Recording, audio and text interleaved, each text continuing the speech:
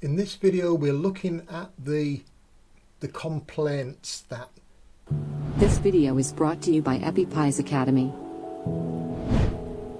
clients would have. So remember, we had one here who were worried about using a national company. Well, this is the second one that we pasted in. So this one reads, they do not know the local area well enough to properly sell its benefits.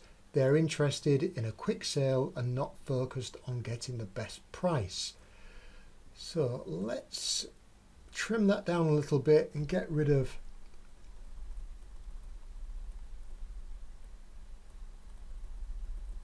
not focused. I'll just go with that. That makes it a bit shorter. Okay, so we're creating contrast here. So we can say, unlike the big chain estate agents,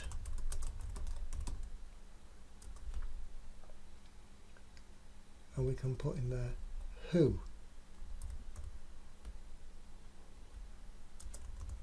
do not know the local area well enough to properly sell its benefits, and we can put in there and are more interested in a quick sale. So let's look how that reads. Unlike the big chain estate agents who do not know the local area well enough to properly sell its benefits and are more interested in a quick sale. Do you see how that draws you in and it sets you up for something positive to be delivered now?